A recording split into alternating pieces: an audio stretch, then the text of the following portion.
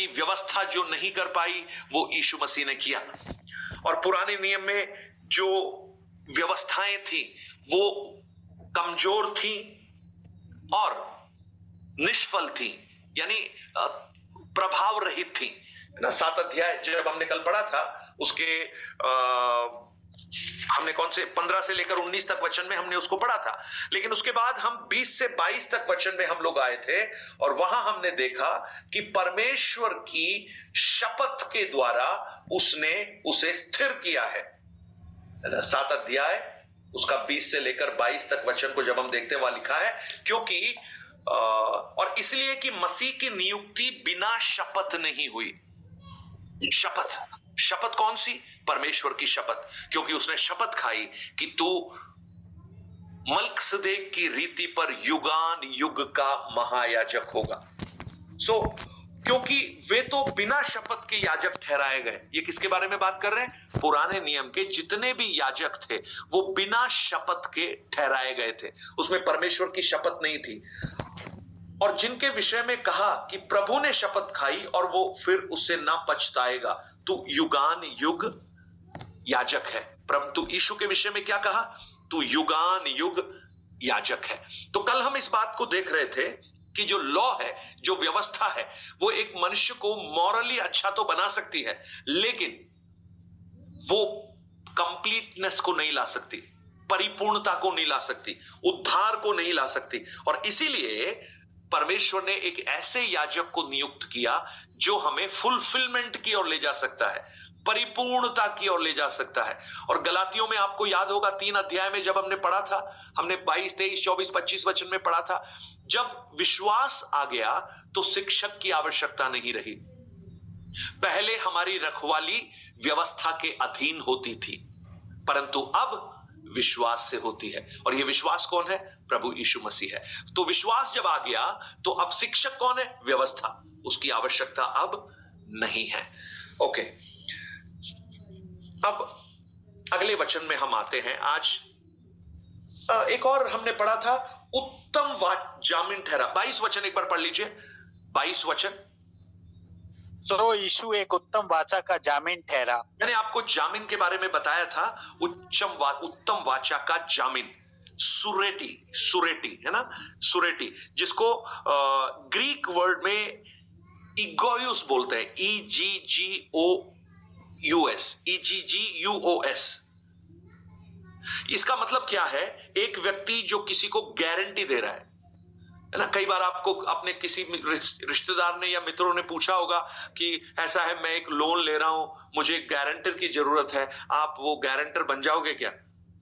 ऐसा किया है कभी किसी ने? किसी ने किया है क्या? मैंने किया है जी, किया है। मैं भी जी। अच्छा, ऐसा करने के बाद कभी कोई कॉम्प्लिकेशन आपके जीवन में आया? नहीं सर, नहीं आया। मेरे साथ आया। मैंने एक भाई के लिए एक सुरेटी बन गया, मैं गारंटर बन गया। तो उन्होंने कोई गाड़ी खरीदा, तो मैंने कहा ठीक है, वो बड़ी आए, बोले मुझे कोई लोन नहीं दे रहा है, गारंटर की जरूरत है, तो मेरे भी डॉक्यूमेंट्स लगेंगे उसमें। तो मैंने उनकी गारंटी दे दी। कुछ सालों के बाद में मेरे पास एक लीगल नोटिस आ गया। लीगल नोटिस क्या था? बोले आपने इतना लोन लिया है, आपको चुकाना पड़ेगा। अरे मैंने कहा मैंने कौन सा लोन लिया है? भूल गए, करीब 5-6 साल हो गए इस बात को। लेकिन बाद में जब गया उनके ऑफिस में, तब समझ में आया लोन मैंने नहीं लिया था, लोन किसी और ने लिया था, लेकिन मैंने गारंटी दी थी। ये जो गारंटर होते हैं ना, बहुत महत्वपूर्ण है। मैं आपको बताना चाहता हूं, आप गारंटी वारंटी किसी की ऐसे वैसे मत दे देना, क्योंकि गारंटी आपने दी है तो इसका मतलब आप उसके चुकाने के आपको करना पड़ेगा। वो आप लीगली उस चीज को बाउंड कर रहे हैं। तो आप देखिएगा, प्रभु यीशु हमारा गारंटर बन गया। He become our surety. किसका? एक नई वाचा का गारंटर।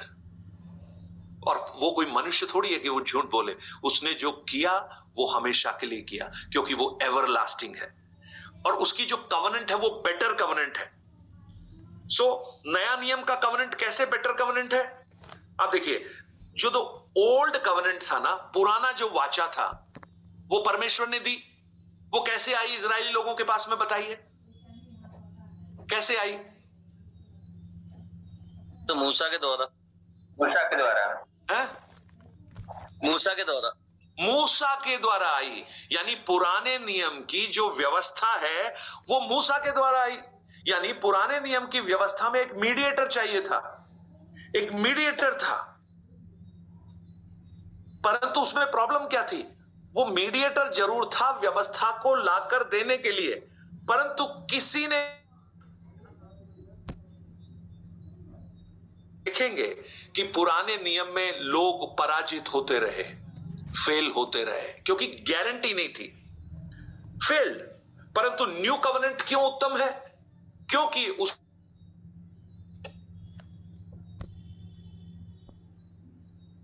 और चूंकि वो हमारा गारंटर है, हमारे बिहाफ पे वो इस बात की गारंटी ले रहा है, नई वाचा है ना, पुरानी वाचा जो पहाड़ पर मिली थी, सिनाई पर्वत पर जो इजरायलियों को मिली थी, वो पुरानी वाचा थी। नई वाचा क्या है? जो मसीह यीशु में हमें मिली है, विश्वास।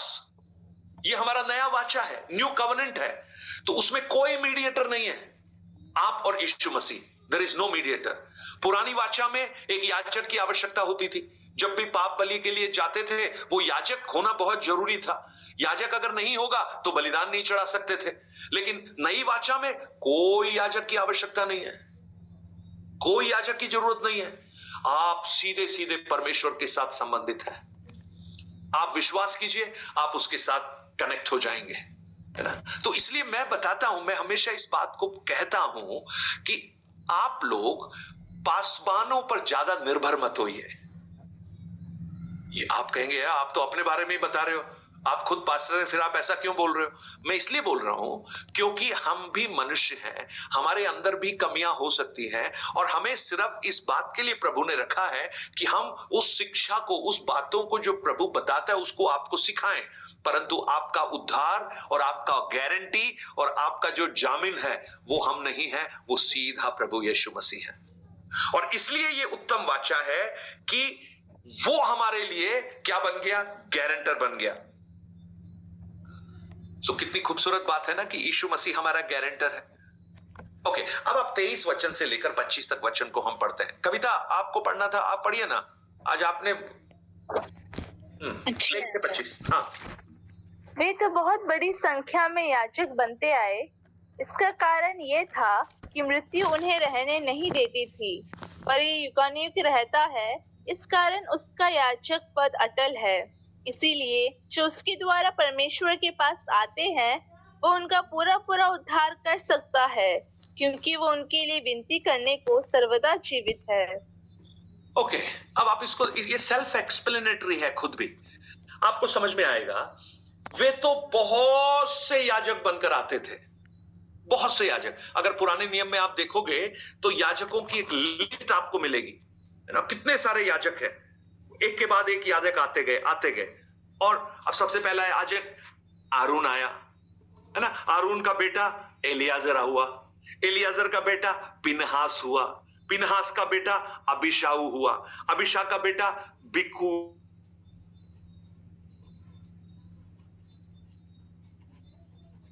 एलियूजी का बेटा नहीं था, परंतु वो इतमार का वंश से था, जो आरोन का बेटा था। आरोन का एक और बेटा था, एक तो आरोन का बेटा एलियाजर था, एक दूसरा बेटा था इतमार। तो इतमार की पीढ़ी में से आया एली याजक हुआ, और उसके बाद एली के बाद में अहीतूब हुआ, ग्रैंडसन। जो एली के पुत्र तो लुच्चे थे, वो तो याजक नहीं बने, लेकिन एली का ग्रैंडसन था, मतलब पोता था अहीतूब, वो महायाजक बना। तो यानी आप इजरायली हिस्ट्री को आप देखेंगे, याजकों का पद एक वंश से दूसरे वंश तक चलता चला जा रहा है ना, क्योंकि वो उनके डिसेंडेंट्स आते जा रहे हैं। आरोन आया, जब उसकी मृत्यु हुई तो उसका बेटा एलियाजर बन गया, जब उसकी मृत्यु हुई तो उसका बेटा पिनहास बन गया, उसकी मृत्यु हुई तो ये मतलब पीढ़ी दर पीढ़ी चलता चला आ रहा है। तो देखिए क्या लिखा है, वे तो बहुत से याजक बनकर आए। कारण क्या था? मृत्यु उन्हें रहने नहीं देती थी, यानी उस याजक पद पर मृत्यु उन्हें रहने नहीं देती थी। अब ये बड़ी समस्या का कारण है। मैं आपको एक उदाहरण देता हूं। मैं जब सोच रहा था, एक उदाहरण मुझे याद आया। मान लीजिए आप एक चर्च के पासवान हैं, मान लीजिए आप एक चर्च के मेंबर हैं, है ना। आप एक चर्च में जाते हैं, आप मेंबर हैं, और उस चर्च के पास्टर को, मेंबर को आप बहुत पहले से जानते हैं, और वो आपको शुरुआत से जानता है, आपकी सारी परिस्थितियों को पहचानता है, और आपके लोगों को, आपकी जो कठिनाइयां हैं, आपकी तकलीफें हैं, उनको बहुत अच्छी तरह से पहचानता है, और आपके साथ उसका रिश्ता बहुत अच्छा है, और आप बहुत कंफर्टेबल हैं उससे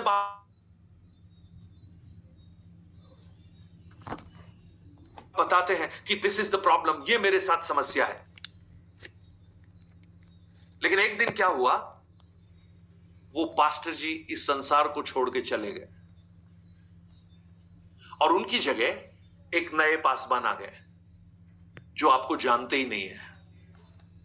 वो आपकी परिस्थितियों को नहीं पहचानते, वो आपको नहीं पहचानते आप कौन है। आपको उनके पास जाना पड़ेगा और आपको बताना पड़ेगा कि देखिए, मैं आपकी कलीसिया का मेंबर हूं, मेरा नाम ये है, मेरे ये बच्चे हैं, मैं यहां रहता हूं, और मैं चर्च में इतने साल से आ रहा हूं। जब आप बताएंगे तो धीरे धीरे धीरे धीरे उसका आपके साथ रिश्ता स्थापित होना शुरू होगा। लेकिन पहले दिन आप जाएंगे, आप उसको बताएंगे, पास्टर मेरे लिए प्रार्थना करो, मैं इस कठिनाई से जूझ रहा हूं, तो वो बोलेगा, भाई कौन सी कठिनाई, प्रॉब्लम क्या है, बताओ तो सही, बड़ी समस्या है। लेकिन अगर वो पुराना वाला पास्टर होता तो आप उसको जैसे ही बोलते, पास्टर आपको याद है ना, मेरे इस विषय के लिए प्रार्थना करो, तो वो तुरंत उस विषय के लिए प्रार्थना करता, क्योंकि उसको पता है आपकी प्रॉब्लम क्या है। प्रॉब्लम हुई कि नहीं हुई? प्रॉब्लम हुई।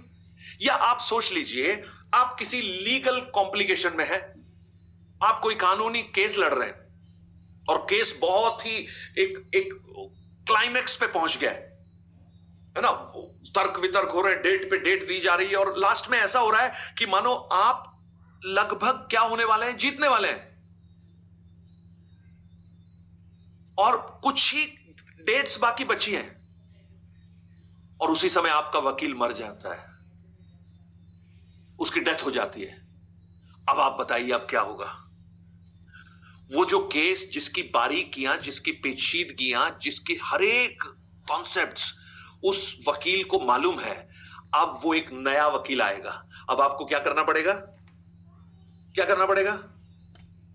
शुरू से सब कुछ बताना पड़ेगा, और कोई जरूरी नहीं है कि वो उतना एफिशिएंट हो जितना वो पहले वाला था, कोई जरूरी नहीं है, और कोई जरूरी नहीं है कि उसको आपके प्रति इतना कंसर्न हो, या आपसे प्रेम हो, या आपसे संवेदना हो, कोई जरूरी नहीं।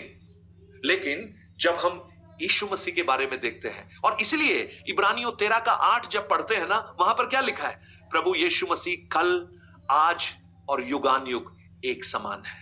ये वास्तव में वो जो वचन है, वो यीशु मसीह की महायाजकीय पद के संबंध में कहा गया है।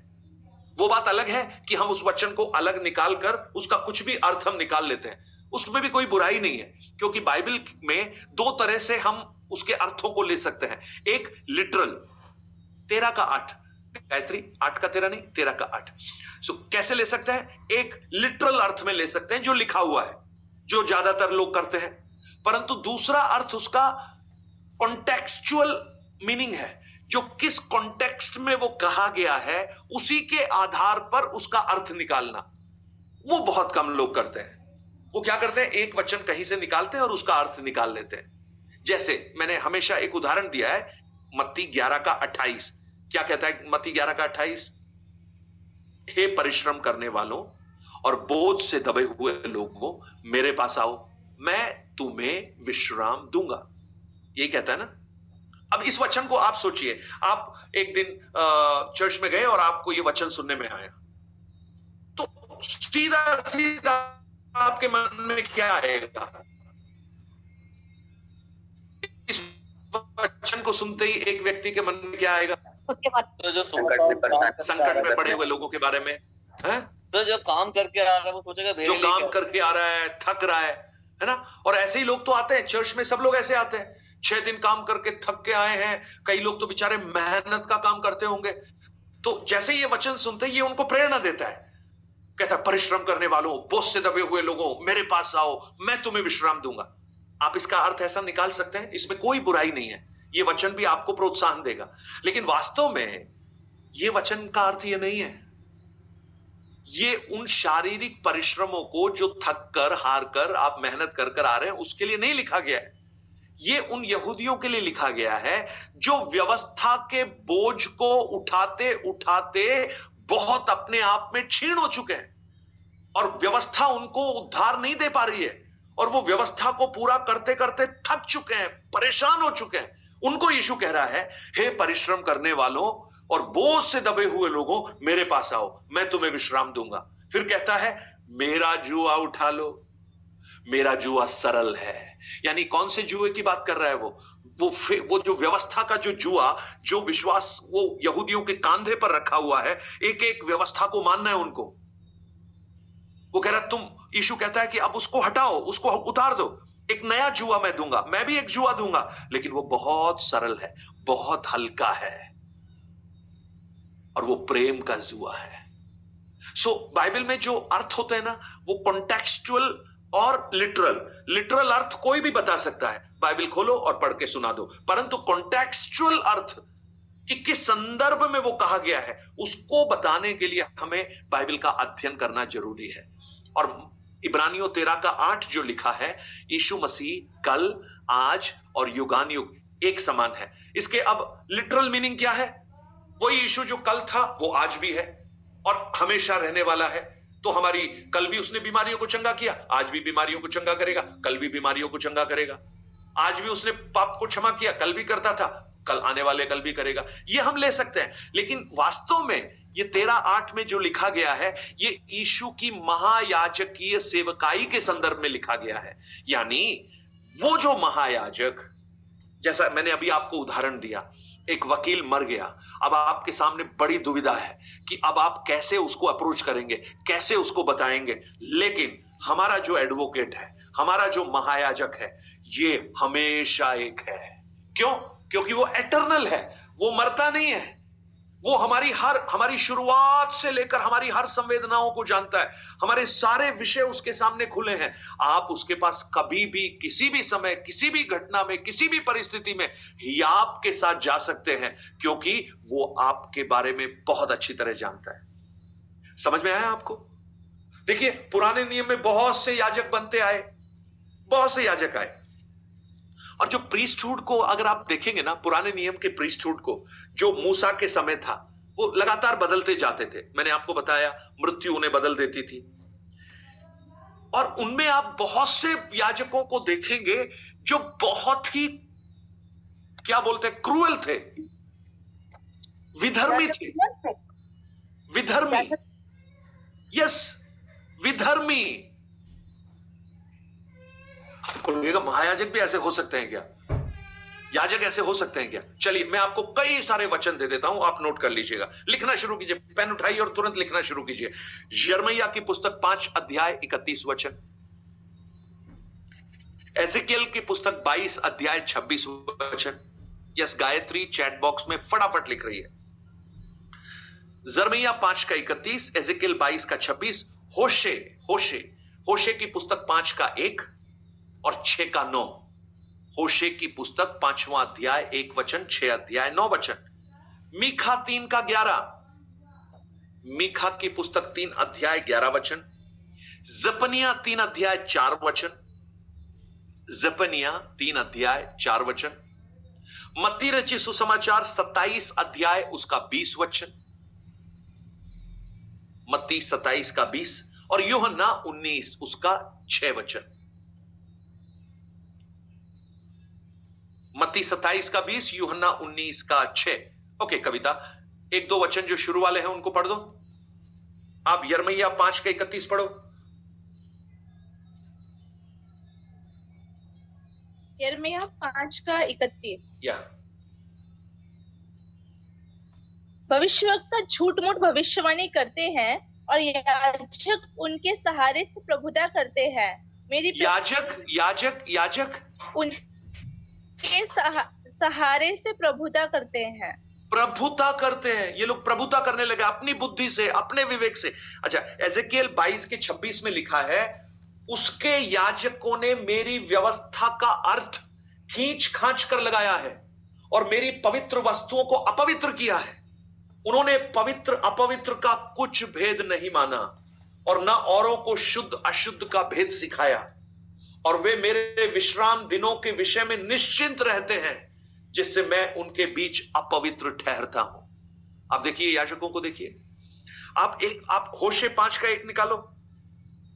होशिया, हे याजकों ये बात सुनो, हे इस्राएल के सारे घराने ध्यान देकर सुनो, हे राजा के घराने तुम भी कान लगाओ, क्योंकि तुम्हारा न्याय किया जाएगा, क्योंकि तुम मिस्पा में फंदा और ताबोर पर लगाया हुआ जाल बन गए हो। तुम मिस्पा में फंदा और ताबोर में लगाया हुआ जाल बन गए हो, तुम्हारा न्याय किया जाएगा।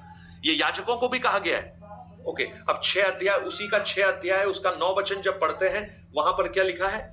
जैसे डाकुओं के दल किसी की घात में बैठते हैं, वैसे ही याजकों का दल शकेम के मार्ग में वध करता है, वरन उन्होंने महापाप भी किया है। आप देखिएगा, अब इन याजकों को देखिए, यानी मूसा की व्यवस्था के अनुसार जो याजक नियुक्त किए गए थे, उनमें से कितने सारे करप्ट थे, करप्टेड थे। वो यहां पर क्या लिखा है? जैसे डाकुओं का दल किसी की घात में रहते हैं, वैसे ही याजकों का दल शकेम के मार्ग में वध करता है।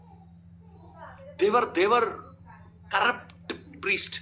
इसीलिए जो पुराने नियम का जो प्रीस्टहुड था, उसके बारे में क्या लिखा है?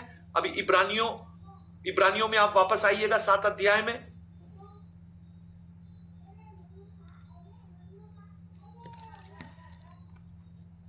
और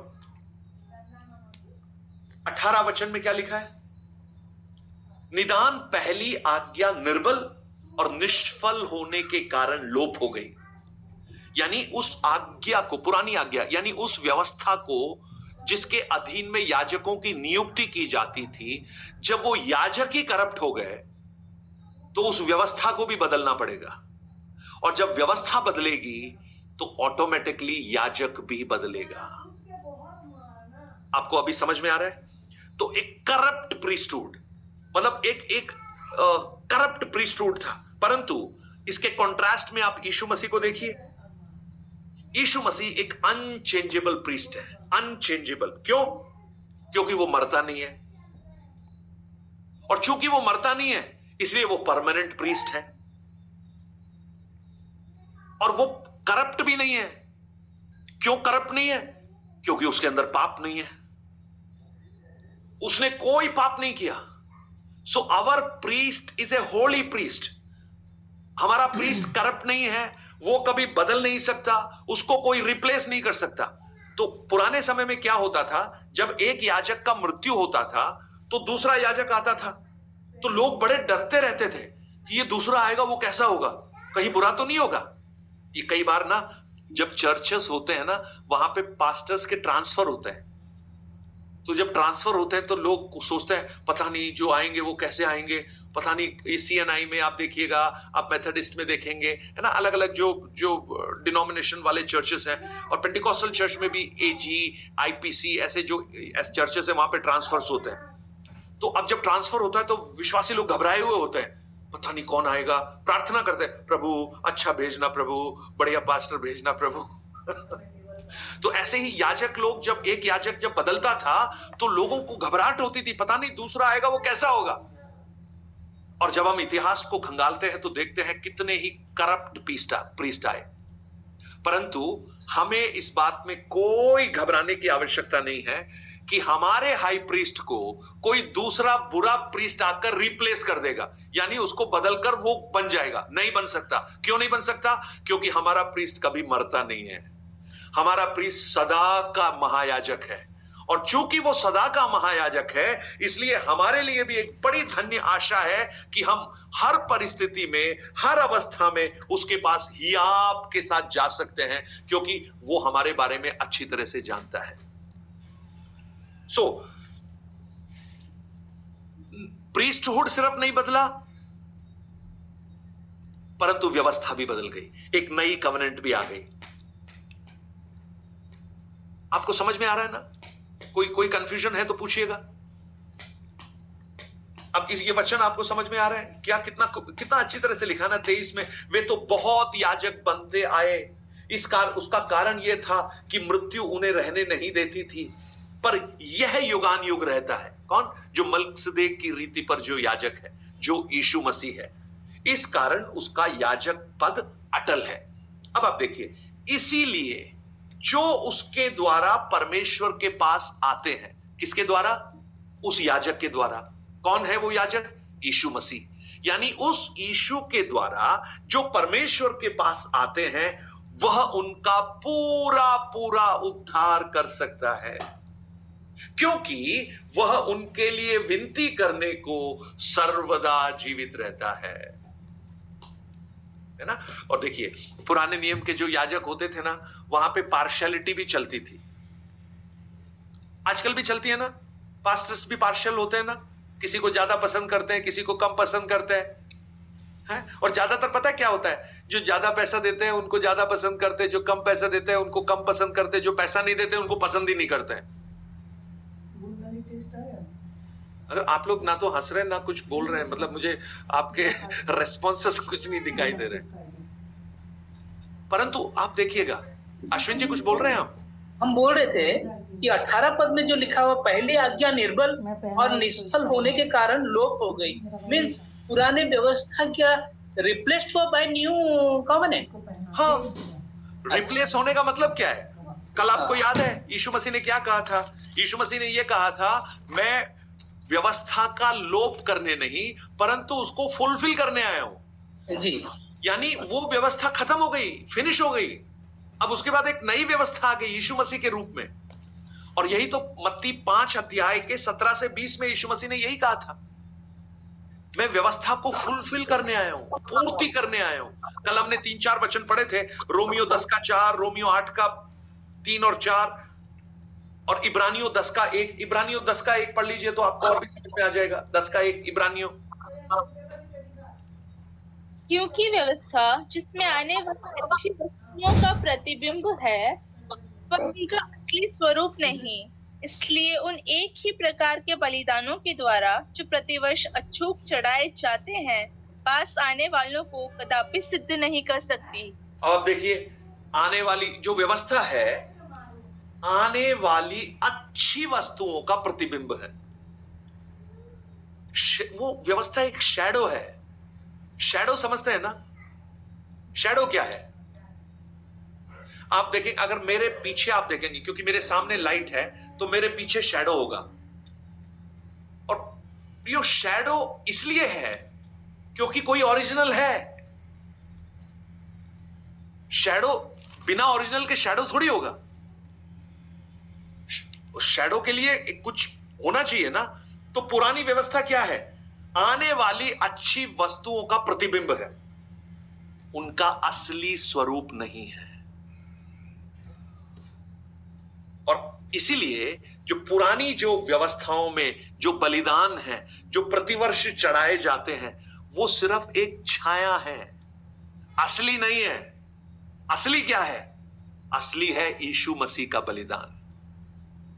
और ये जो पुरानी व्यवस्थाओं में जो बलिदान चढ़ाए जा रहे हैं, वो सब इस बात की घोषणा कर रहे हैं कि ये बलिदान परफेक्ट नहीं है, लेकिन एक बलिदान आने वाला है। और यूहन्ना ने उसे बहुत अच्छी तरह से समझा था।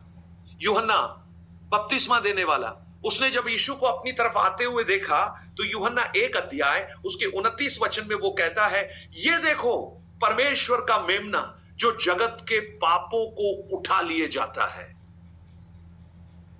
पुराने नियम में कहीं भी ऐसा नहीं लिखा। आते थे लोग, प्रतिवर्ष आते थे, चढ़ाते थे और वो पापों का स्मरण करते थे। वो याजक उनको बोलता था, हाँ तुम्हारे पाप क्षमा हो गए। उस बकरे को मार देते थे या बैल को, जो भी था, लेकिन उसके बाद अगले साल फिर आ जाते थे। ये प्रक्रिया चलती जाती थी, लेकिन कभी भी फुलफिलमेंट नहीं हुआ। लेकिन जब 7 अध्याय उसके आप 25 वचन को पढ़ते हैं, वहां पर क्या लिखा है? जो उसके द्वारा परमेश्वर के पास आते हैं, वह उनका पूरा पूरा उद्धार कर देता है। यानी परफेक्टली एंडलेस कंप्लीट साल्वेशन। उसके बाद कोई साल्वेशन की आवश्यकता नहीं है, उसके बाद कोई बलिदान की आवश्यकता नहीं है, क्योंकि उसका बलिदान कंप्लीशन को दिखाता है। तो अश्विन जी, आपने कहा पुरानी व्यवस्था रिप्लेस हो गई। यस, पुरानी व्यवस्था रिप्लेस हो गई। अरे जब याजक ही रिप्लेस हो गया तो व्यवस्था कैसे रहेगी पुरानी? नया याजक, नई व्यवस्था। Okay, right.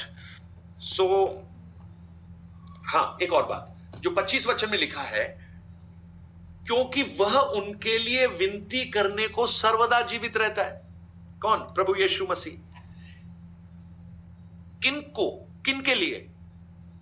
जो उस पर विश्वास रखते हैं, उनके लिए वो विनती करता है। विनती करने का, इंटरसेशन का मतलब क्या है? अप्रोच करना, पेटिशन देना, है ना, अपनी बात को उसके सामने रखना। तो आप ये मत समझिएगा कि जब मैं और आप कुछ गलती कर देते हैं तो परमेश्वर हमारे से इतना खिलाफ हो जाता है और वो कहता है कि नहीं, मैं इनका नाश कर दूंगा। ऐसा बिल्कुल नहीं है। उद्धार के विषय में प्रभु यीशु और पिता ये और पवित्र आत्मा तीनों एग्रीमेंट में, एक ही मन के हैं। और कौन आते हैं उसके पास? जो उद्धार पाए हुए हैं। तो उद्धार पाने के बाद में यीशु हमारे लिए मध्यस्थता कर रहा है, यानी हमारे जो पाप, जो गलती से अनजाने में जो हमसे हो गए हैं, या शारीरिक जीवन में रहते हुए जो पाप हो गए हैं, उसके लिए भी वो विनती कर रहा है। शैतान जब हमें क्लेम करता है तो यीशु हमारे लिए विनती कर रहा है, क्योंकि वो ये कह रहा है कि नहीं, दे आर माइन। क्यों? क्योंकि उसने हमारी गारंटी ली हुई है। वो हमारा सुरेटी है, वो हमारा जामीन देने वाला है, उसने हमारी जमानत दी है। और एक और वचन पढ़ लीजिए, 13 अध्याय उसका 20 और 21 वचन। 20 और 21। अब शांतिदाता परमेश्वर जो हमारे प्रभु यीशु को, जो भेड़ों का महान रखवाला है, सनातन वाचा के लहू के गुण से मरे हुओं में से जिलाकर ले आया, तुम्हें हर एक भली बात में सिद्ध करे, जिससे तुम उसकी इच्छा पूरी करो, और जो कुछ उसको भाता है उसे यीशु मसीह के द्वारा हम पर उत्पन्न करे। उसी की महिमा युगानुयुग होती रहे। आमीन। शांतिदाता परमेश्वर जो प्रभु यीशु को, जो भेड़ों का महान रखवाला है, सनातन वाचा के लहू के गुण से मरे हुओं में से जिलाकर ले आया, और वो हमारे लिए हमेशा के लिए मध्यस्थता कर रहा है। आपने कई बार ऐसा देखा होगा, कई बार सुना होगा, कई बार आपने अनुभव भी किया होगा। ये जो विल होती है ना, जो वसीयतें होती हैं, कई बार किसी गलत व्यक्ति के हाथ में पड़ जाती हैं, या कोई रिश्तेदार या बिजनेस पार्टनर उसको अपने कब्जे में ले लेता है और उसको बदलकर कुछ अपने स्वार्थ के लिए, अपने लाभ के लिए कुछ कर लेता है। ऐसा कई बार आपने अनुभव किया होगा ना। मैंने अनुभव किया है। हमारा जो एक घर था, वो हमारे ही एक रिश्तेदार ने उसकी जो पेपर्स थे उसको फ्रॉज कर अपने हिसाब से, अपने नाम से बनवा लिया। मतलब विल चेंज हो गई, पता ही नहीं लगता। यहां पर फ्रॉजरी की जा सकती है, लेकिन जो प्रभु यीशु मसीह की जो विल है ना, वो जो गारंटी वाली जो विल है, उसको कभी कोई चेंज नहीं कर सकता। कारण क्या है? उसने विल लिखा और उस विल की पूर्ति के लिए उसने अपने प्राणों को बलिदान कर दिया। लेकिन प्राणों को बलिदान करने के बाद वो तीसरे दिन फिर जी उठा, और आज वो अपने विल की, कि मैं इनका पूरा पूरा उद्धार कर सकता हूं, उसकी रक्षा वो स्वयं कर रहा है, क्योंकि वो जीवित है। Because he is alive, he is forever priest, हमारा हमेशा का महायाजक। तो प्रियो, जब आप इन भागों को पढ़ते हैं, और इसलिए इब्रानियों 4 के 16 में जो खूबसूरत वचन है जिसको आप हमेशा पढ़ते भी होंगे, क्या लिखा है? इसलिए आओ हम अनुग्रह के सिंहासन के निकट हियाव बांध कर चले, कि हम पर दया हो और वह अनुग्रह पाए जो आवश्यकता के समय हमारी सहायता कर सकती है। देखिए, ये जो पुस्तक है ना, वो यीशु की महायाजकीय सेवकाई को बताती है। और देखिए, ये थोड़ा सा कठिन है, और इसीलिए 5 अध्याय में हमने क्या देखा था? 5 अध्याय का वही वचन फिर से आपको याद दिलाता हूं। 10 वचन में लिखा है, और उसे परमेश्वर की ओर से मल्कसिदेक की रीति पर महायाजक का पद मिला। लेकिन अगले वचन में लेखक क्या कह रहा है? इसके विषय में हमें बहुत सी बातें कहनी है जिनका समझना कठिन है, इसलिए कि तुम ऊंचा सुनने भी लगे हो। ये जो हम सीख रहे हैं ना, ये कठिन बातें सीख रहे हैं प्रियो। ये जो हम महायाजकीय जो सेवकाई यीशु मसीह की सीख रहे हैं ना, दिस इज नॉट इजी। ये वो नहीं है यीशु के वस्त्र के छोर को छुआ, चंगाई मिल गई, हालेलुया हालेलुया हालेलुया, या यीशु मसीह के वो चमत्कार वो काना में दाखरस बना दिया, प्रेज द लॉर्ड, प्रभु हमारी आवश्यकताओं को पूर्ति कर सकता है। अरे वो तो सब हो गया। वचन में क्या लिखा है? ये सब कौन सी बातें हैं? दूध है। लेकिन वो कठोर भोजन जो सॉलिड फूड है वो ये है जो यीशु मसीह की सेवकाई जो आज वो स्वर्ग में कर रहा है और जो आने वाले समय में करेगा। इसको समझना थोड़ा कठिन है, लेकिन हमें ये समझना भी जरूरी है, क्योंकि यही हमें मैच्योरिटी की ओर लेकर जाएगी। नहीं तो हमारे लिए भी कहा जाएगा समय के हिसाब से तो तुम्हें गुरु हो जाना चाहिए था, लेकिन आज भी तुम्हें जरूरी हो गया है कि कोई क्या खिलाए? दूध पिलाता रहे चम्मच में, बेटा दूध पी लो। 60 साल का आदमी है, 30 साल से विश्वास में है, यीशु मसीह को ग्रहण किया, आज भी क्या करना पड़ता है? हर संडे को हाथ रखो, प्रार्थना करो, पास्टर जी प्रभु यीशु तुम्हें आशीष दे, प्रभु यीशु तुम्हें अनुग्रह दे, तुम्हारे घर को आशीष दे। वही कर रहे हैं हम लोग, बच्चे बने हुए हैं। लेकिन हम उस महायाजकीय सेवकाई को, यीशु के आगमन के बारे में, उसकी तैयारी के बारे में, और हमारा पद जो वहां पर उस आगमन के बाद होगा, हम क्या करने वाले होंगे, ये सब बातें हमें कठिन समझ पड़ती हैं क्योंकि हम उसके आदी नहीं है। लेकिन प्रभु चाहता है कि हम वो सीखें, और इसलिए हमने इब्रानियों की पुस्तक को सीखना शुरू किया। और आपको पता है ना, अगर प्रभु ने चाहा, उसके आगमन में देरी है, अगली पुस्तक प्रकाशित वाक्य होगी। Praise the Lord. कठिन बातों को सीखिए। कोई बात नहीं, मुझे पता है कठिन बातों को सीखने में इतना आसान नहीं है, बहुत से लोग छोड़ के चले जाएंगे इसको, कोई बात नहीं, लेकिन जो बने रहेंगे ना, वो उस मैच्योरिटी की ओर अग्रसर होते चले जाएंगे, उस परिपक्वता की ओर आगे बढ़ेंगे। So let's pray. हम प्रार्थना करें और उस परमेश्वर को हम धन्यवाद दें कि उसने हमारे लिए एक ऐसा महायाजक रखा है जो हमारी हर परिस्थितियों में हमारे लिए कार्य करता है, और इसलिए हमें पूरा ही आप है कि हम उस अनुग्रह के सिंहासन के पास हर समय जा सकते हैं। और हमें इस बात में कोई घबराने की आवश्यकता नहीं है कि हमारा महायाजक हमारी अवस्थाओं को नहीं जानता। वो बदल सकता है, कभी नहीं बदल सकता। वो कल भी वही था, आज भी वही है, और आने वाले कल भी वही होगा। इसलिए हमारी हर अवस्थाओं को भली भांति जानकर हमारे लिए विनती करने वाला एक महायाजक। आइए प्रार्थना करें। Let's pray.